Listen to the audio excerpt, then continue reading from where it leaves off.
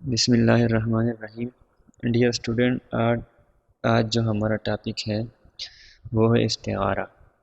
استعارہ کسے کہتے ہیں، استعارہ کے ارکان کتنے ہیں اور اس کی مثالیں کیا ہے۔ استعارہ جو ہے یہ تشبیہ کے بعد آنے والی صنعت ہے علم بیان کی، اور اس میں تشبیہ کا تعلق ہوتا ہے، اس لیے اس کو تشبیہ کے بعد رکھا گیا ہے۔ تو استعارہ عربی زبان کا لفظ ہے۔ اس کے لغوی معنی ادار لینا یا مستعار لینا کے ہیں، یعنی ہم کسی لفظ کو اس میں کسی دوسری شے سے یا بعینہ ہی وہ دوسری شے ہم ادار لیتے ہیں۔ اس میں اصطلاحی معنوں میں ایک لفظ یا شے کے لیے دوسرا لفظ یا شے عاریتاً لینے کا عمل استعارہ کہلاتا ہے۔ عاریتاً مطلب ادار لینا۔ ایک لفظ کے لیے پہلے تشبیہ میں ہم صرف اس کے ساتھ پہلے چیز کو دوسرے چیز کے ساتھ تشبیہ دے دیتے ہیں، لیکن استعارہ میں ہم پہلے چیز کے لیے دوسرا چیز بذاتہ ہی یا بعینہ ہی ادار لیں گے۔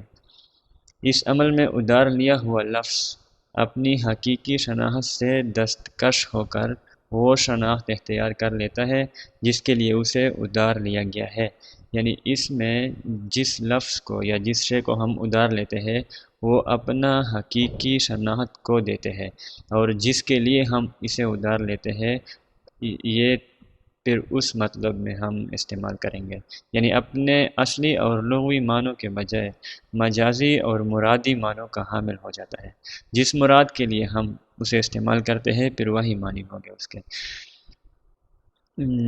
اسی وجہ سے استعارہ کی تعریف یوں کی جاتی ہے، جب کوئی لفظ حقیقی معنوں کے بجائے مجازی معنوں میں اس طرح استعمال ہو کہ ان دونوں معنوں میں تشبیہ کا تعلق موجود ہو یا تشبیہ کا تعلق پایا جائے تو علم بیان کی روح سے اسے استعارہ کہا جاتا ہے۔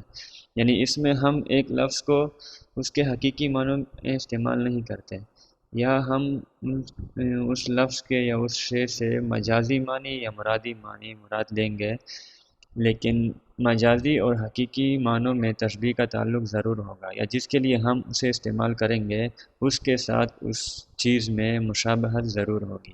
اور پروفیسر انور جمال لکھتے ہیں، کسی شے کے لوازمات اور خصوصیات کو کسی دوسری شے سے منسوب کرنا استعارہ ہے، یعنی یہ پھر وہی تشبیہ کا تعلق ہوا۔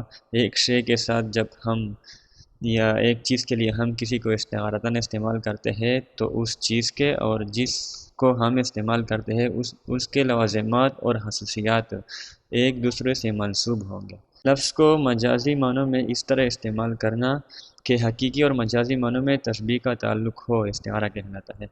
اس میں یہ تشبیہ کا تعلق ہونا ضروری ہے، اس لیے استعارہ کو تشبیہ کے بعد رکھا گیا۔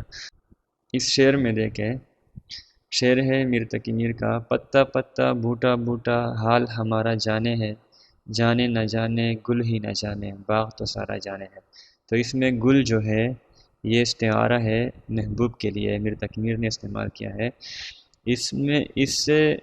اس میں تشبیہ نہ حرف تشبیہ ہے، نہ اس کو ہم نے تشبیہ دیا ہے کہ مطلب محبوب گل کی طرح خوبصورت ہے وغیرہ، صرف ہم نے گل استعارتاً استعمال کیا ہے، مستعار لیا ہوا ہے، اور یہاں تشبیہ کا تعلق جو ہے وہ اس میں چھپا ہوا ہے، وہ ہے گل میں جو خوبصورتی ہوتی ہے وہ محبوب میں بھی ہوتی ہے۔ تو یہاں محبوب کے لیے بعینہ ہی یا بذاتہ ہی گل کا لفظ میر تقی میر نے استعمال کیا ہے، تو یہ استعارہ ہوا۔